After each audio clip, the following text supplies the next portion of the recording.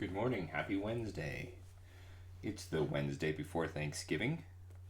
It's the last day of work in the work week for particularly fortunate folks in the U.S. at least.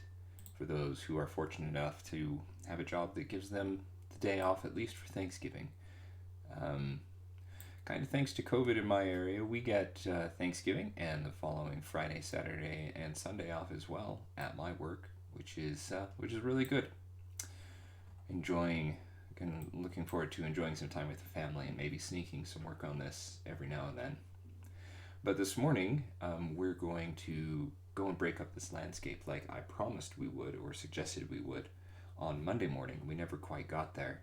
I did get there yesterday, and you can't tell it, but this landscape's actually really broken up now. So I just want to show you that really quickly. And then we're going to get into poking lots and lots of holes in this landscape and really breaking it up.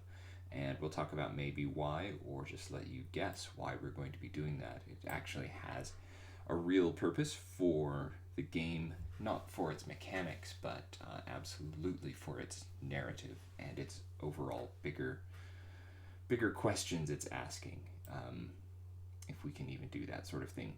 So here we have our landscape, lumps and bumps. There's obviously the ruins of a parish church under there, as well as the ruins of an Iron Age site. And as we know, this goes back 11,000 years to a Mesolithic site, and there's a little tiny little Mesolithic pond right here, and a Roman well, and hill fort, and a round barrow, and a temple. Quite a lot of stuff going on here.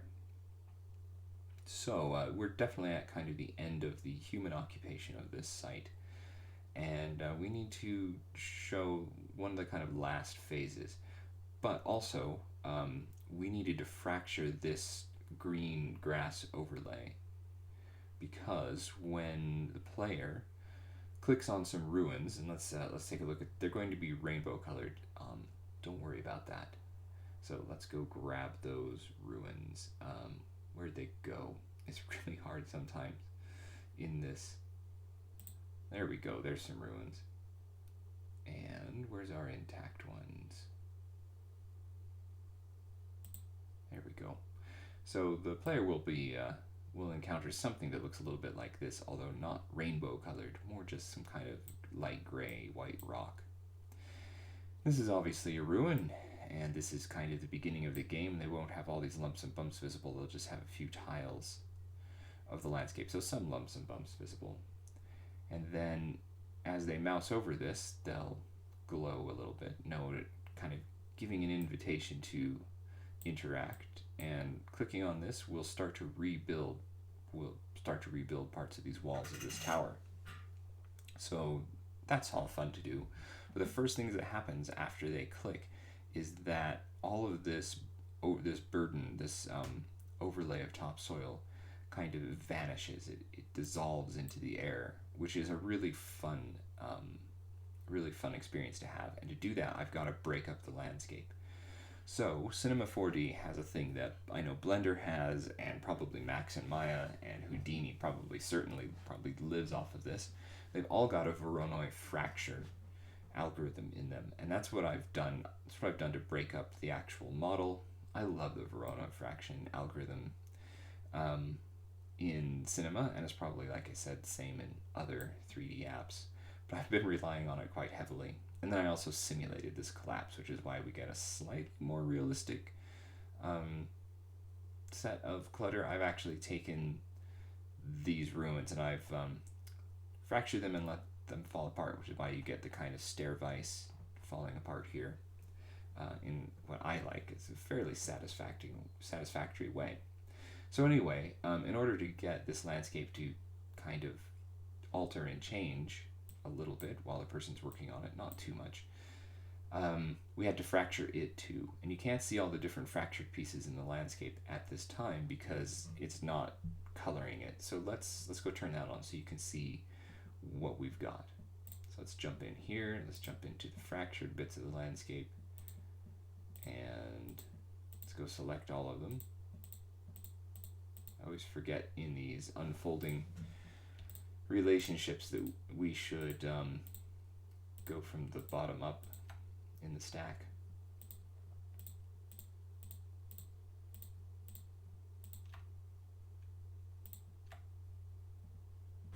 And where's my...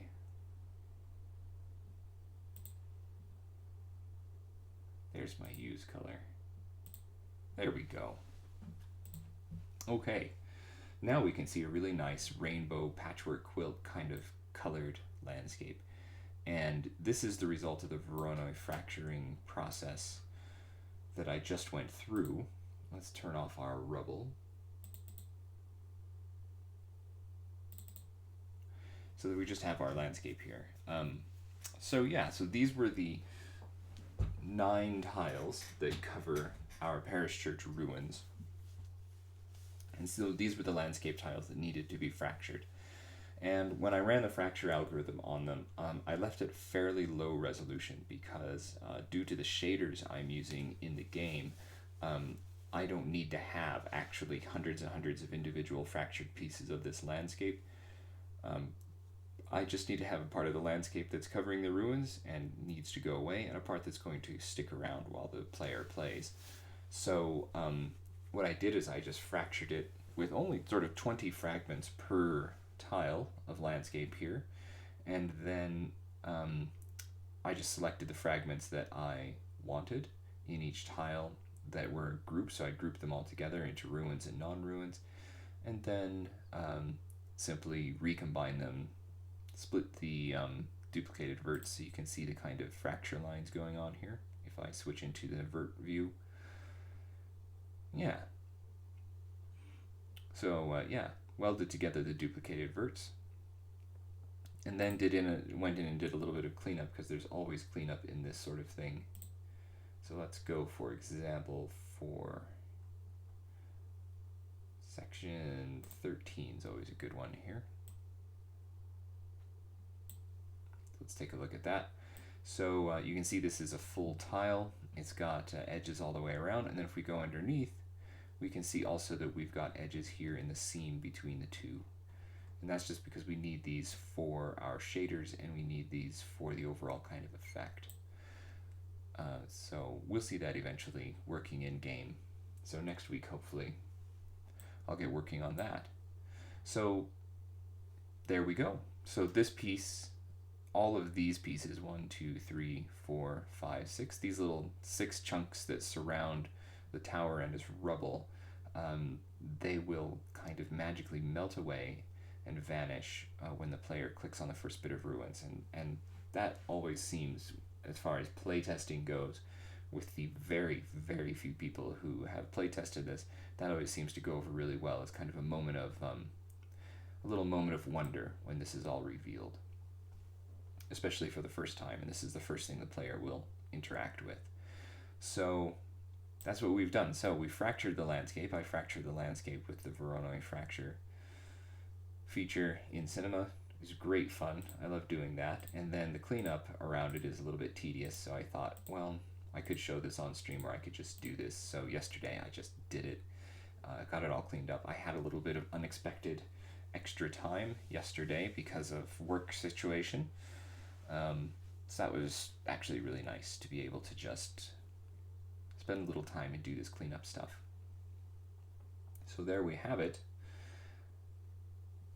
So the next thing we need to do is we're going to poke a lot of holes in this landscape. So there's this is kind of the landscape that the player will see. Well, the player will see much of this landscape after their first time jump, but not all of it.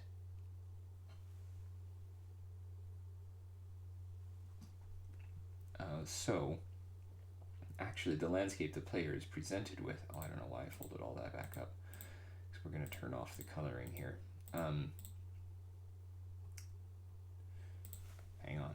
So there's one thing that when the player first starts the game, at the time period in which they begin, there's something very curious about the game, other than it just being presented with an island that's got lots of lumps and bumps over ruins and bits of ruins kind of sticking out. There's really there's something else going on this island as well. And in the first period, especially on this first site, they're going to be presented with not only lumps and bumps, but lots and lots of holes in the landscape, especially like fresh holes. And there'll be fragments of dirt kind of scattered around. So something has recently happened. And that's kind of the big question that I want the player to start thinking about kind of from the moment they see, even from before that they really interact with anything. I want them to see this. And so we're going to poke some holes in this landscape now. And we're going to poke holes through all of these landscape tiles. And don't worry, I have this all kind of saved. The non-poked holes in version of this landscape is saved as well. It's sitting right here in this topsoil group 3. There it is. So it's just sitting there, saved, because we'll need to go back to that when the player makes their first time jump backwards. They'll only jump back a little while and they'll see this, but without all the holes poked in it. But we need to poke a lot of holes in it and really mess this up. So this topology is for kind of doing automatic Boolean operations and Voronoi fracturing. The topology is relatively clean. We're going to totally destroy that. We're going to add in lots and lots and lots of additional verts and polys and things like that, because we're going to go bool the heck out of this thing. So the first thing is that we have the landscape we're going to cut holes in. Now we need the things that are going to cut the holes, and here are 3 of them. And we're going to have hundreds of these eventually. So here's 3 of them. And these are meant to just be relatively, here it is, in famous indie game low poly art style. Hooray. So they're kind of nicely faceted. There's only maybe a couple hundred polys in each of them. So these are great, and these are just our cutters. And I know they look like kind of Stonehenge megaliths, but they're not. Their gray color is not intended to be an actual color that will continue on in the game. And these are just meant to be the cutter shape. So we're going to see the kind of inverse of these when we start cutting. And that's why I've got it all set up in a bool here right now. But I need to make a few more. I need to make a taller one because we're going to bool through some fairly thick landscape here. So I just want to show you how I make these. So I'm not actually hand sculpting. I know it's weird for me, but I'm taking a few automated shortcuts, and I'm not actually hand sculpting this low poly look. Instead, we're going to take a high poly and we're just going to compress it down using a mesh compression algorithm here. So here we go. So we're going to start with our base object. And this is just so you can kind of see what we're doing here. So this one's much taller than our original one because I needed more room. So there's a base object. It's a wedge, looks kind of like a jade axe head. It's nice. It's got thousands of polygons in it, completely inefficient and unnecessary. By the way, this to me looks a little bit like that steel monolith that was just discovered out in the Utah desert. That's making its way around the news because everybody's excited about, what else can 2020 lead. This looks like that. I'm not doing an aliens thing here.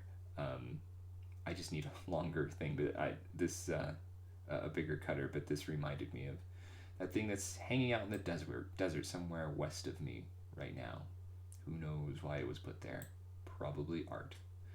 Anyway, so we have our subdivision surface here. So this is the original object. It's just a cube that's been scaled and squished, and then the edges have been beveled, and now we put a subdivision surface modifier on it. Cinema works with a kind of like a modifier stack, kind of like Blender does, maybe a bit like Max does. It's a stack. It's not usually a stack of tags out to the side here. Usually it's kind of a nesting of objects. So here's my original cube. Here's my subdiv surface one. This is all really dynamic, and I like it this way. Really procedural. Gives you a lot of flexibility. But this one needs to, I need to make a copy of it now because I'm going to turn off the modifier on that. We don't need to waste cycles on that. So here's the first one. So I'm just going to go over here and hit this make editable. And and it's made a polygon version of this. So let's go check out our polys on this.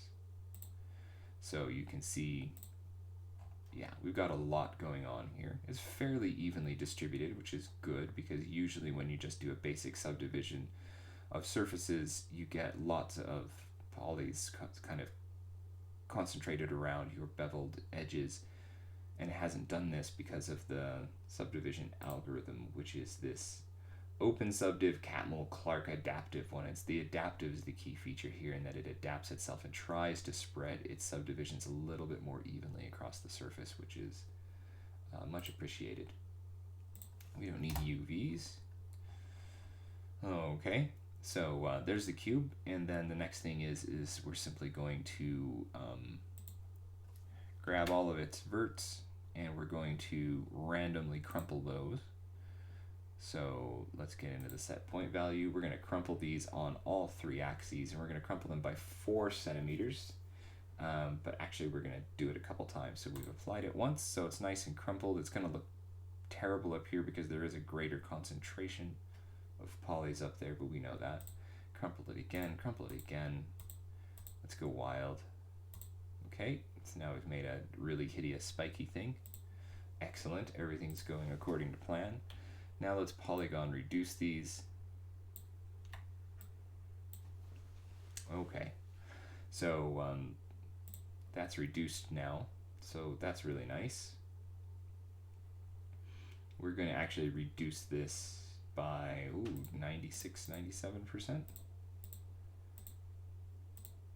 Yeah, there we go. So now we're down to like 208 polys. So that's our bigger cutter. I'm going to make a couple more of these bigger cutters. We're going to do the same process over and over again, but because we're going through the random process on the way we're crumpling the polys, and then the way we're doing the polygon reduction is also a further randomization. Each one of them will look slightly different, and that's what we want at this time. So we've got a big one. We'll keep going here. So I've got to just reduce this now to an actual object. So I got the procedural, I've destroyed my procedural history. So some other modeling programs talk about having a stack of history, and that once you want to kind of stop making an object procedural, you destroy its history and you kind of preserve it wherever it's at. That's what we're doing here. So we'll call this tall cutter 1, and we'll put it away for now. We'll grab our original, start it over again. Yep, there it is. So all we need to do is make it editable. So anyway, we'll just go through this process a few times. Select all of our verts. We don't really need to do that, but select all of these guys. Set our point value to crumple, and I'm not letting it crumple in and out from the original surface. They're all pretty much going outward from the surface along the surface normals, or along the vertex normals. If I went in and out, the whole thing would start to fall in, collapse inward upon itself, and we don't really want to do that. So let's make it nasty again here. So that's nice and ugly. Time to lay the reducer on it. The polygon reduction algorithm on this works pretty well.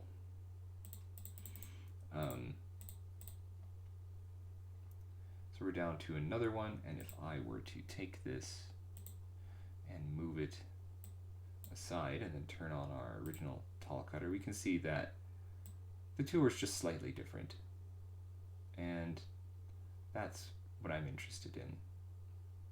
Not hugely different, but that's okay.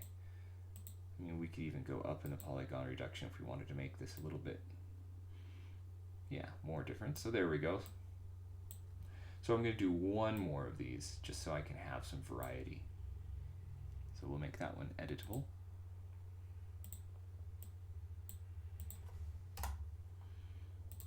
Don't need the UVs.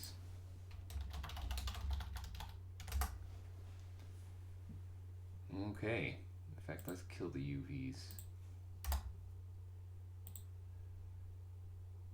Turn those two cutters off. Turn this one on. Well, I don't really need to do that because I'm just making a copy. But I do need to do it for this one. Make it editable. So this is a nice quick way to get some variety into the object.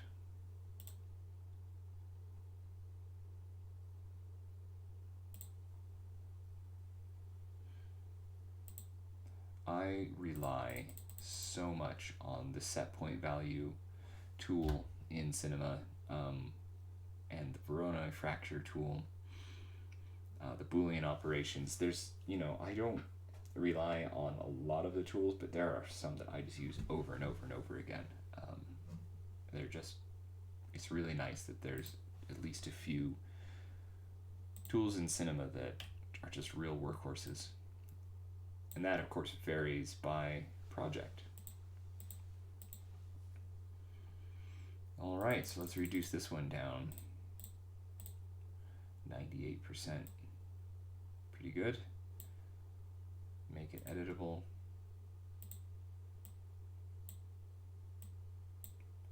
Get rid of that null. Tall cutter 3. Okay. And let's move it aside a little bit as well. Not that that matters too much. Okay, so I made some tall ones, and I've got to have them kind of ready to go. And we can put them in the mix. So sorry, so the next thing we're going to do is I'm going to take these cutters out of here, out of that bool for now. I'm going to put the tall ones in.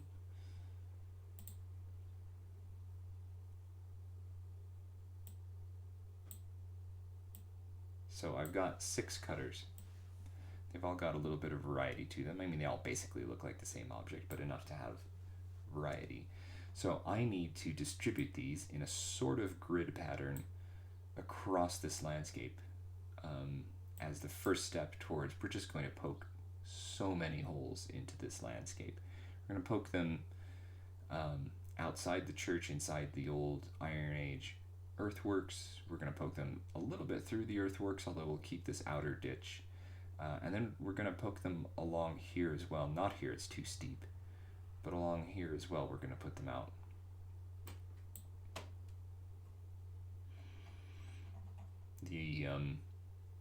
Some of you may kind of know what we're up to now, what we're building. But I don't really want to let that cat out of the bag, if it's a cat at all. Those tall cutters are not a whole lot taller than I wanted them to be. May need to do some scaling here. Really did want them to be a little bit taller, so let's make them like that. Okay, because I need to go through some fairly thick layers of dirt here, because we're not only going to be going eventually just through the green topsoil, we're going to be going into the base soil layers as well, but we'll have to do this multiple times. We'll have to do it one for each layer, and there's 4 or 5 layers here.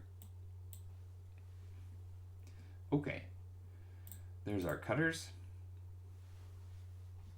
Here's our next thing. Let's put in a cloner. So where does this live? At 0, 0, 0. Okay. So Cinema has conventionally been very strong with motion graphics. They've been very strong with taking a lot of graphics and with motion graphics and taking a lot of little objects and distributing them according to, some algorithms, so that you get really interesting, thousands and thousands of objects kind of animations and things like that. And that's been a lot of fun to work on for a while. These days, like game engines, obviously, kind of do this all real time, but back in the day, Cinema was really the one to go to for this. Not so much anymore, but that's okay.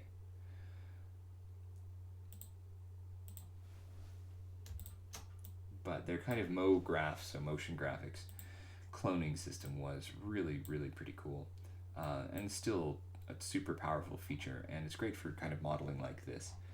So we're going to use it to distribute these objects in a rough grid that then we're going to make even rougher with a little bit of random in them. So let's see how we're going to do this. Let's do this in a grid array. And we don't need them, we really don't need them in the Y. We just need them in the X and Z, X and Z. Okay, what else is happening here? Per step, endpoint, I actually don't know what the difference is between this. Okay, let's see.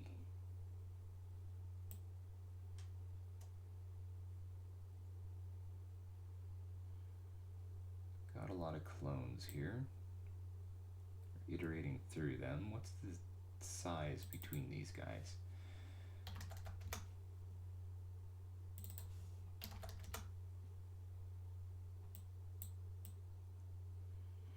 There we go.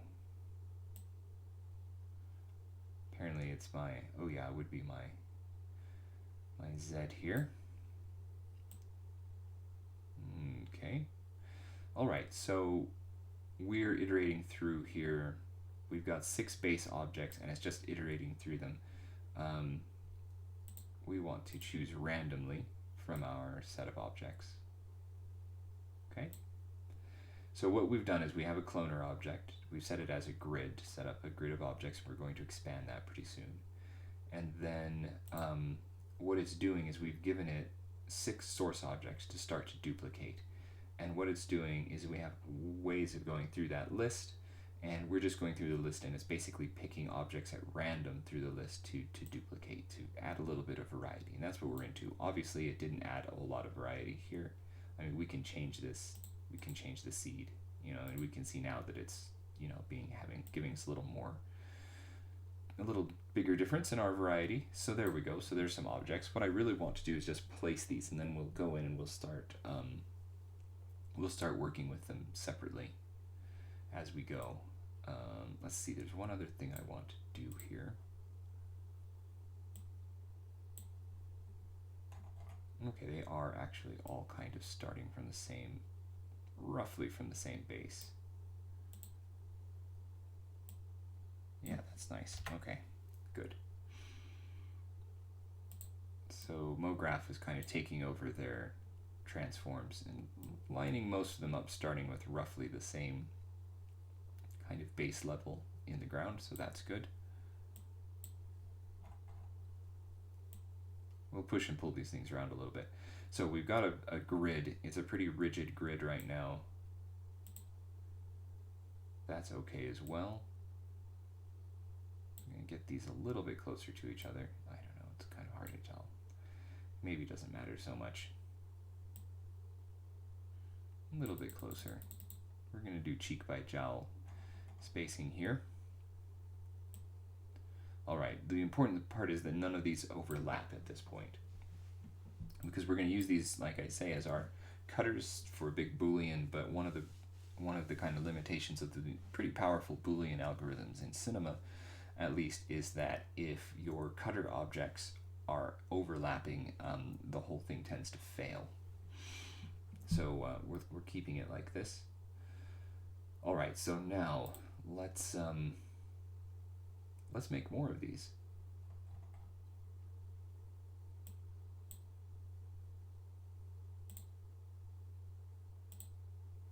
Oh yeah, we've got to keep this grid. Let's do the per step thing. We got to keep this grid going. Let's look at this. See what our per step X settings are. There's our per step X. Okay, that's relatively acceptable. Okay.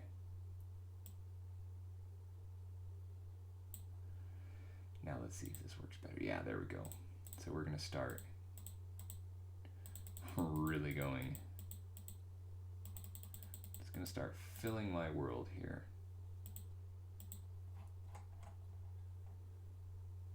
This looks like polygon soup too much. Let's change that. Okay, there's a lot of objects here. We'll clear these out. Let's move the whole mess. Okay, we can see why they're disappearing under here is that these are low ones disappearing underneath the topsoil overburden.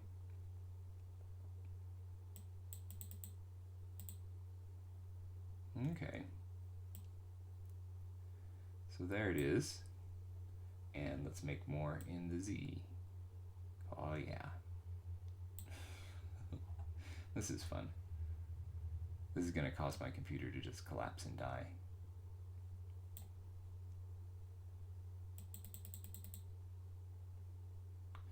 All right. That's pretty good.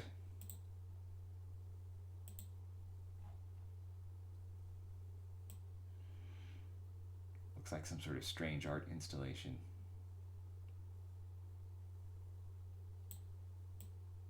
Okay.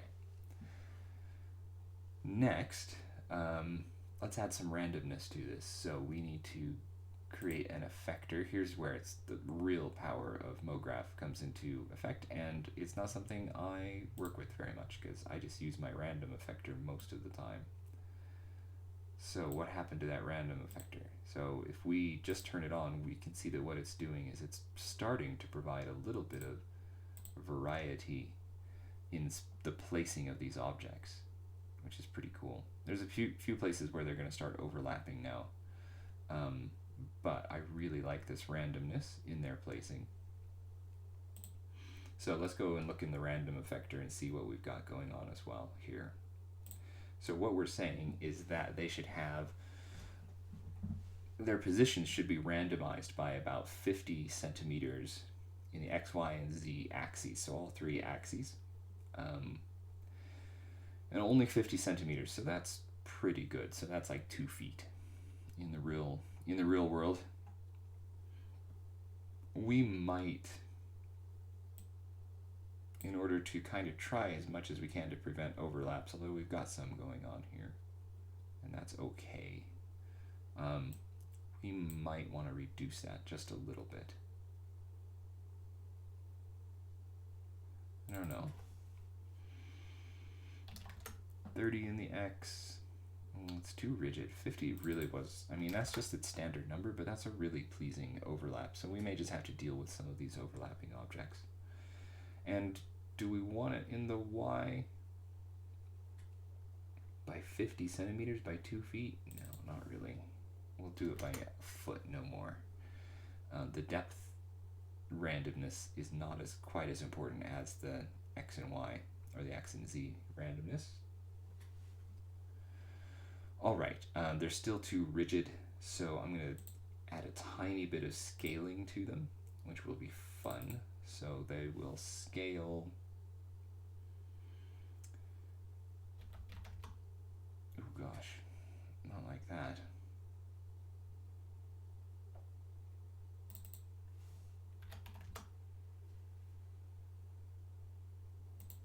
Let's go back to that.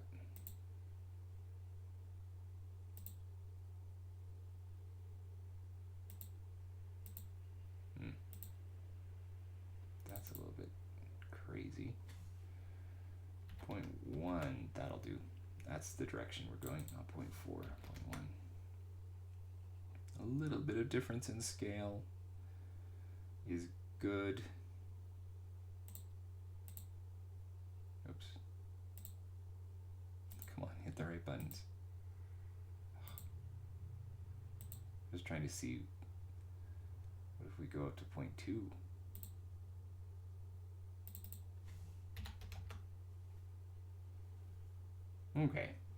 Okay, so a little bit of randomness in scale. Good. And now we're going to introduce a little bit of randomness in terms of rotation.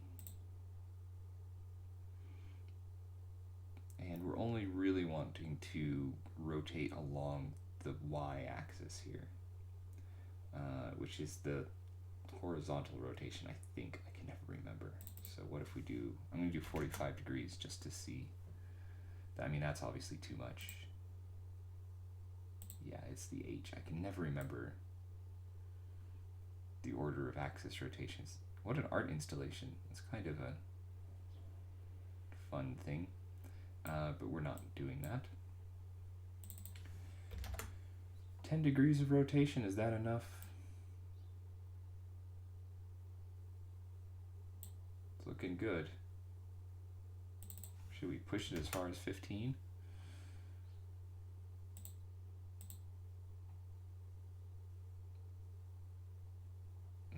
Don't like it. 10 degrees will do. Okay, and that's about it. That's what we need. That's our random pattern.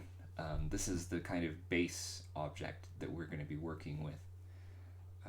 So I'm going to break this down into its own set of objects, and then it's going to come the process of just clearing a lot of these out in areas where I don't want them. I don't want them going through the foundations of the church, for example. And I want a slightly different pattern inside the church, but this is giving me kind of my basic random group to work with. And I'm going to start pushing these down into the landscape. So that's where we're at now. So of course, I'm going to take this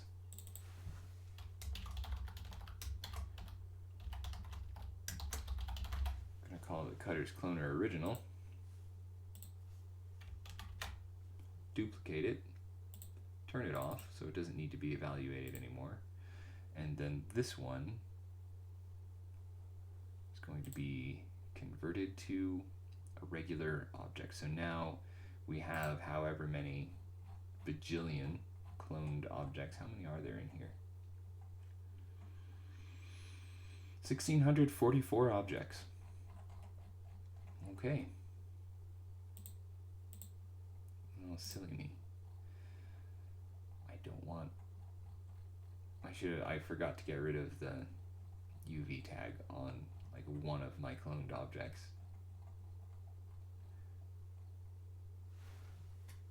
Let's get rid of those UVs. Okay.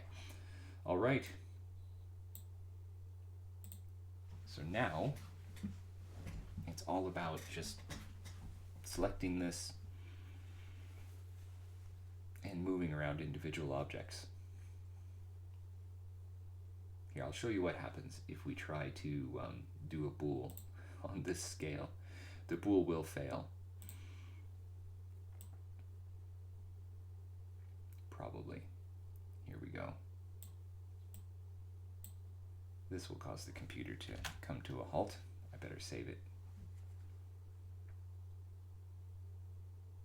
So if we were to grab all of these guys, start shoving them down into our landscape here,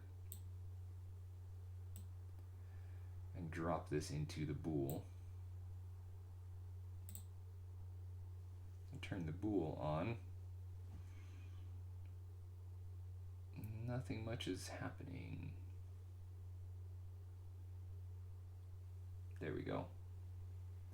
Well, it has managed to poke a bunch of holes in. Let's turn off our color. Nope.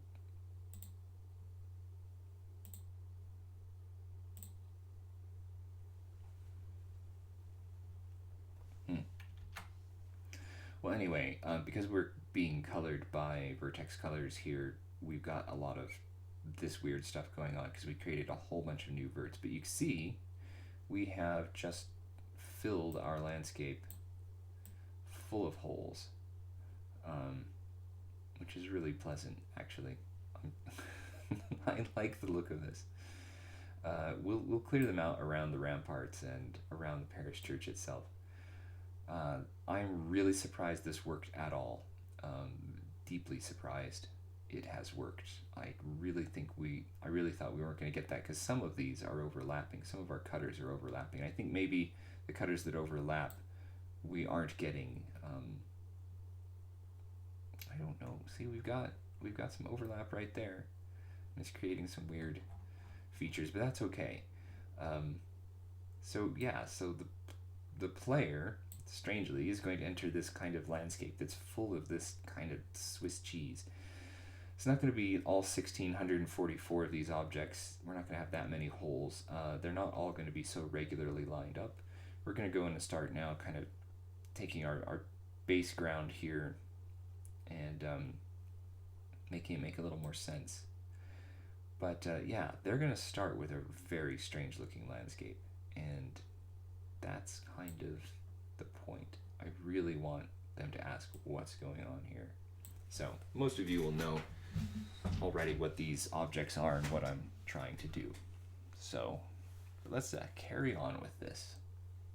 So I'm actually really surprised and pleased that I'm getting any results out of these booleans. That's pretty cool. Okay, let's turn that off though, because that's pretty intensive on the processor.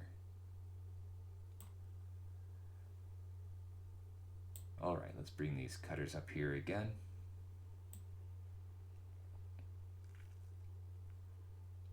And let's start to delete objects. Let's get rid of our medieval fill, and that group can go away. Get rid of the Roman stuff, Iron Age stuff. Oh, sorry, wrong.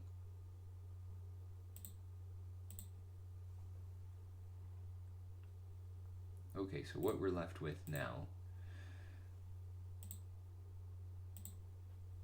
is we're left with all of our individual cutters, and we're left with the foundations of the church, and I want to put in my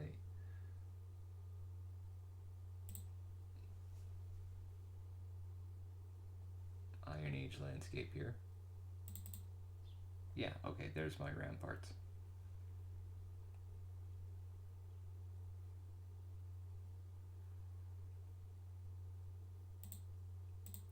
So to better see all of these, oops, wrong view here.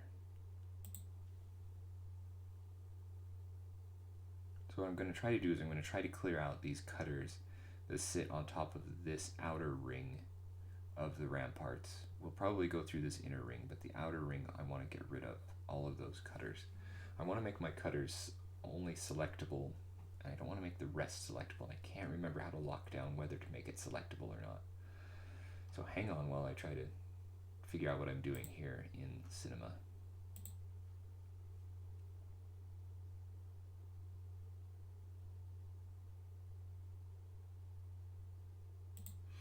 It has something to do with their bizarre layering system here.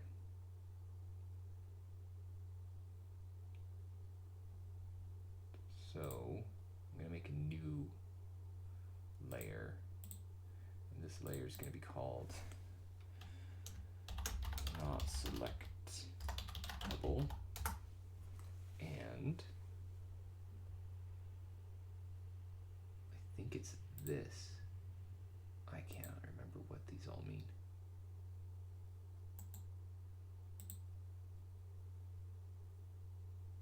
Well, I could just stick a protection tag on this, I suppose.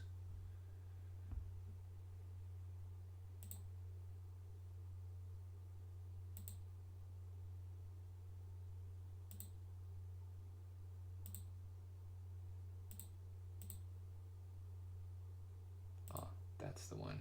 Lock it down. Okay. So, for example, this Iron Age landscape, this will now get added to the not selectable layer. If I can add to layer, not selectable.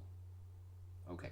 So what this means is that now I cannot alter or select or change that Iron Age landscape, which is pretty cool. And I'm going to do that for my foundations as well. That means I can still see them, everything in that layer, but I cannot select it or alter it or move it, and that's what I want, because what I want to do is I just simply want to paint my selection across all of this. So let's start selecting just individual objects from this.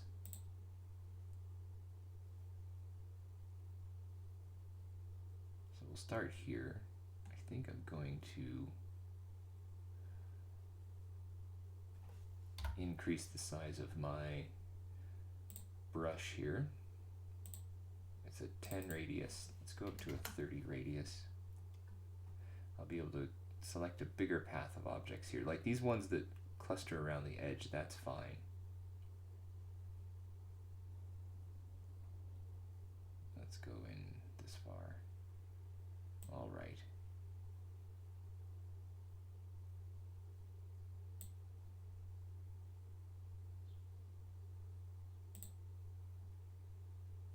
Well, that's not working, is it?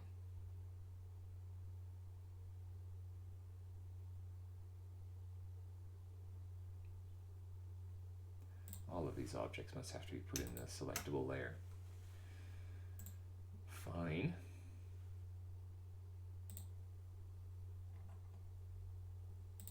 Let's go back in. Let's try to select them again. There we go. Now we're not selecting that layer. Excellent.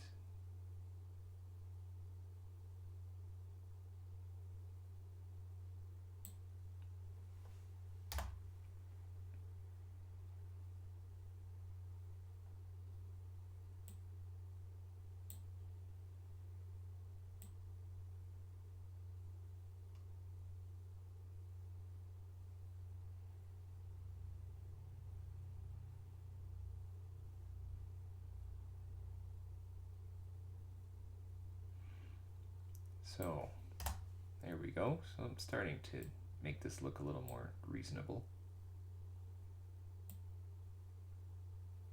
I didn't want to get that little one.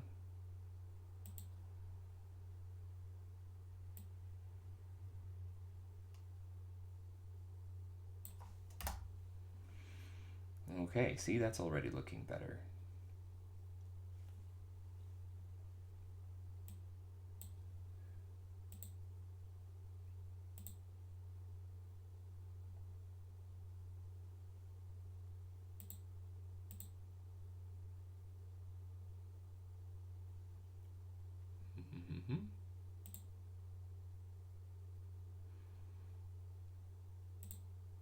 Locking this down, unlocking it, there we go. Marvelous. Well, that's the whole layer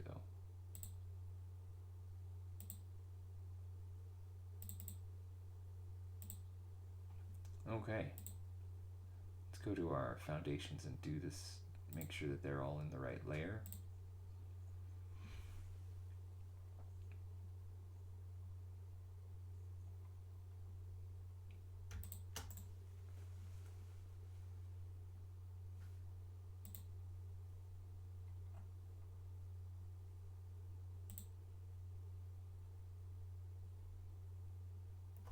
Okay, let's change the selection radius back down to a 10. We might want to make it even finer because I do not want most of these. I don't want objects on top of my foundations because I'm not going to cut through those. And we can argue about that a little bit, I suppose. Maybe for clarity's sake, because, you know, some of these are older than the building's foundations. And so we can have them kind of underlying. We do need to have some here in the porch.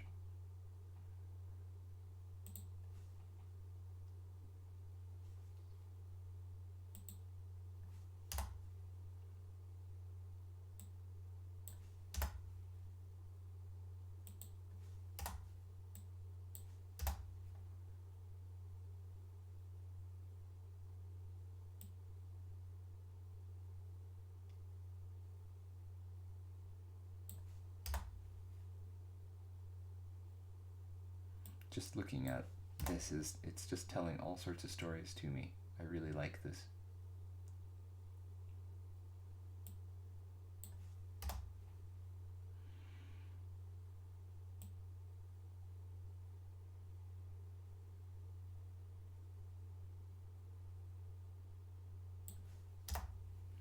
So So of course, you know what these are, right?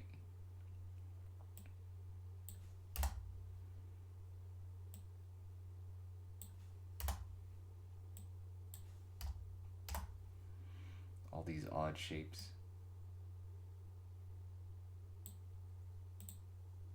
These are graves.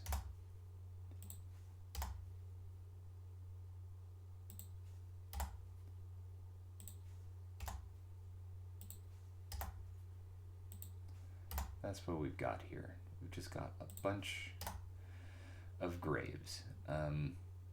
Because this is a church and a churchyard, and that's what you do with churches and churchyards, is you put a bunch of graves in. You bury a lot of people here.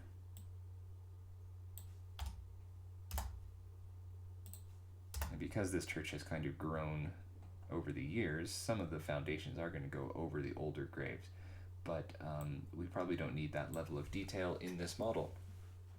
And the reason why we didn't put any graves in that outer rampart of Iron Age earthworks is that by the time you're putting in graves of this type, those the inner Iron Age earthworks have kind of just become stuff underground.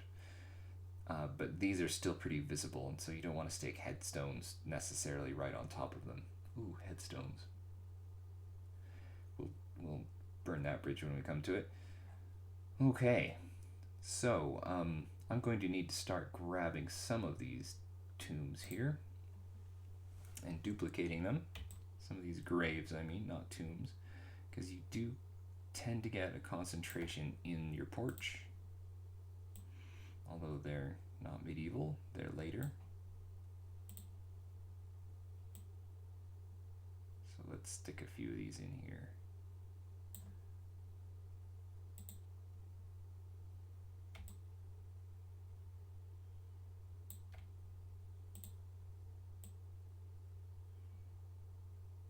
I have seen too many archaeological reports with lots of grave cuts in an excavated church or an excavated churchyard, and so as I'm looking at this, it's just telling me all sorts of stories.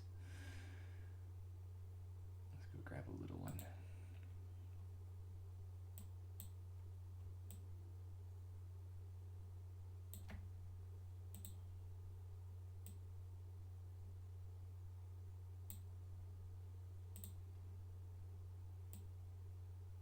Yeah, archaeologically speaking, it kind of hurt to get rid of the ones that are sitting underneath the foundations. So I can't bring myself to get rid of this one or this one.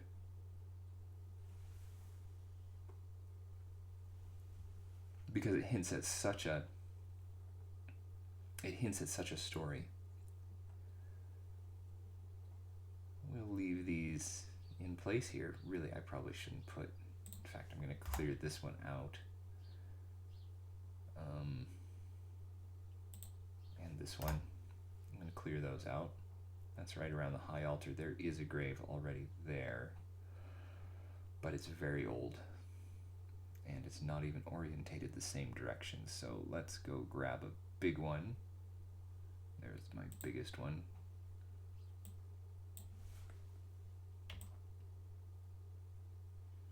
Bring it here. I should probably be kind of deliberate about this one, because I'm not 100% certain where it sits. I think it sits about like this.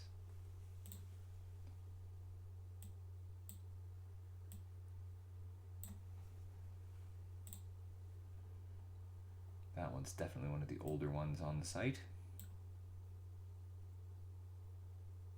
Okay, I'm going to start cutting them down on the hillside here. So let's look at our medieval fill.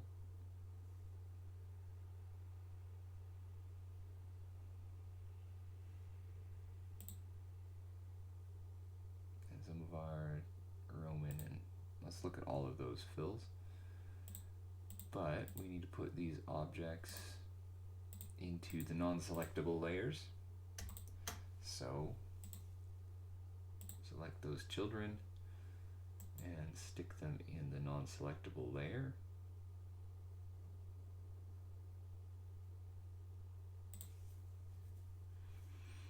Okay,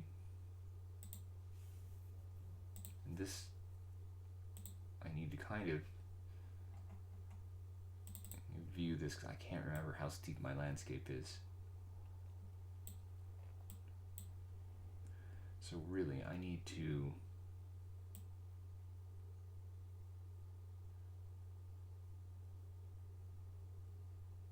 not have any burials coming from about here. This is just too steep all the way down this side. I think it's pretty steep here too.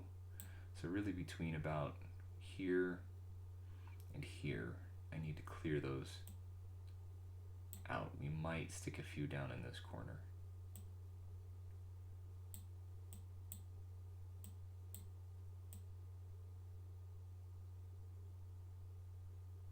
So really, here to here is what I'm looking at. And yep. Okay. So right around here.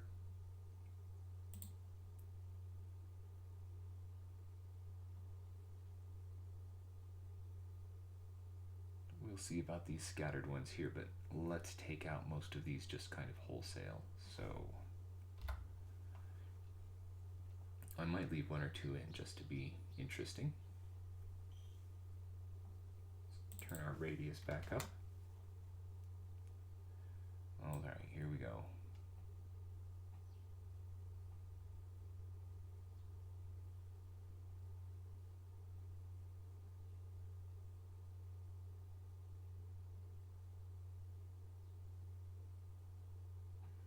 So we're taking all of these off of our hillside.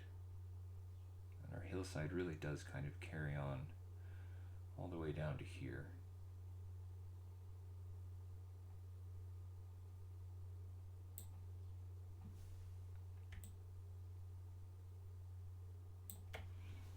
I might put a scatter over there, but I'll thin these out a little bit.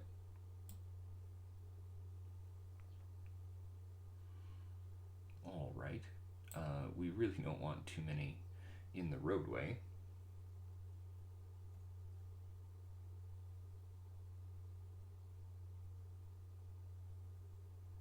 We've got a path coming along here, so let's look at our this other group here. Let's unlock that layer just for a minute so I can get rid of all of these guys. Lock it down again. Yeah, I want to get rid of all of these.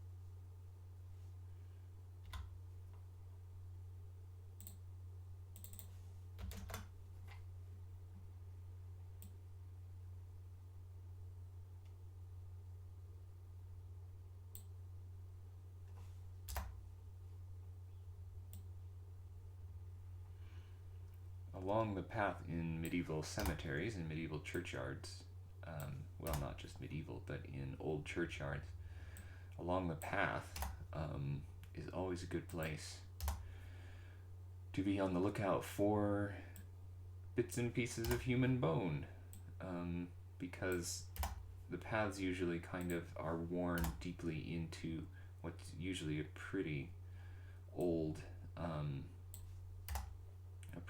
landscape. Those paths are likely to change over the years, although we're not doing that here again, just for clarity's sake. And so they tend to wear into the soil, and that means it's kind of the higher areas of the soil, and also lots of fill dirt around paths, and the fill dirt's often taken from elsewhere in the churchyard. It means that there's a lot of human remains, so you often find finger bones and things in pathways leading up to church doors, which is a little gross. I remember the first time I found that when I was doing some research on a church. I was doing a visit to a site up on Hadrian's Wall, and we found a human skull cap, the top of a human skull kind of just out back with the rest of the rubbish. It was a very, very old churchyard, and so that sort of thing just kind of is kicking around in those very old churchyards. All right. What else do we need to do?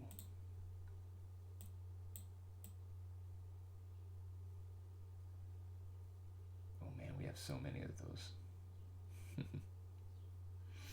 Okay, I'm gonna have to keep clearing stuff out here. I'm gonna do a random selection now, and I think that's something I can do. So let's find out. I've got this cool little plugin, Selections Supplétives, and I think it will allow us to do a random selection. I'm not sure if it's going to do it by polygon, or if it's going to do, or it's actually going to select objects. See, these polygons are points. Yeah. I'd like to have a random selector for objects.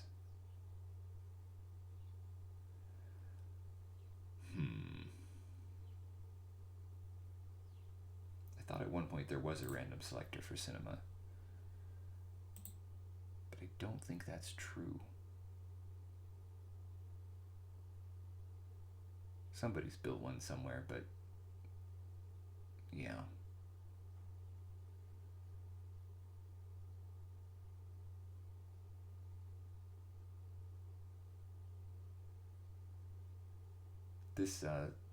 This one's really good for doing random polygon selections, which is really cool. I just need to do random object selections.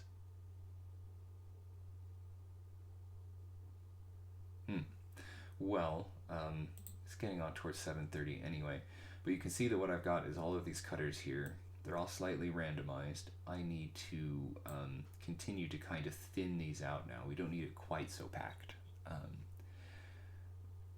I mean, in reality, it would be more packed than this. There would be, thousands and thousands of graves in this churchyard, but I'm going to take away some of these because I think my churchyard boundaries are going to kind of only go to here, maybe around here. So I need to get rid of some of these on the edges, and maybe I'll just have one or two scattered over in that corner. And then I'm going to thin them out a little bit because this will just be too overwhelming for the user. So we need to suggest that we have a bunch of open graves, but we don't need to overwhelm them with the kind of archaeological reality, which is what this really looks like to me. So anyway, I will figure out how to do some random selections over the break and come down, and we will have these all booleaned out of this landscape here, so it's going to be just chock full of holes. It's going to be really fun. And then we'll move that over into the game as well. So interesting things, fun times, fun things to work on. And over the break, hopefully I'm going to get a devlog post out on the TIG source forums. I was working on that last night. That one's getting ready to go. And I should have these objects back into the game and maybe some interaction working already with this so that we can watch the landscape kind of dissolve and we can watch the rubble rebuild itself. And we can maybe be getting right back into gameplay and game mechanics and getting all of that and all of this new content all working together nicely. And like I said, we're heading towards a demo, and I had this absurd goal to get a demo out by the end of the year. That's probably not going to happen, but we're actually so close now. There's some parts of the demo that are really going to be very rough. The audio is going to be terrible. But we may have the gameplay mechanics and most of the content in place, and then it'll be just a matter of a lot of kind of work making sure it actually runs. So as we saw from my Cathedral Builder game, that does take a lot of work on its own just to make sure the thing runs. But anyway, here we are. So thank you for joining me as I destroy this landscape and fill it full of creepy graves. I know I'm a little bit late. It's Thanksgiving, not Halloween, but here we are. And I hope you have a great rest of your week. I won't be streaming on Friday because Thanksgiving holiday. If you're celebrating Thanksgiving, have a happy Thanksgiving. If you're not, enjoy the rest of your week regardless, and give yourself a break and take a while to explore and learn something new. All right. So, cheesy advice aside, we will see you on Monday. Have a great rest of your week, everybody. Bye.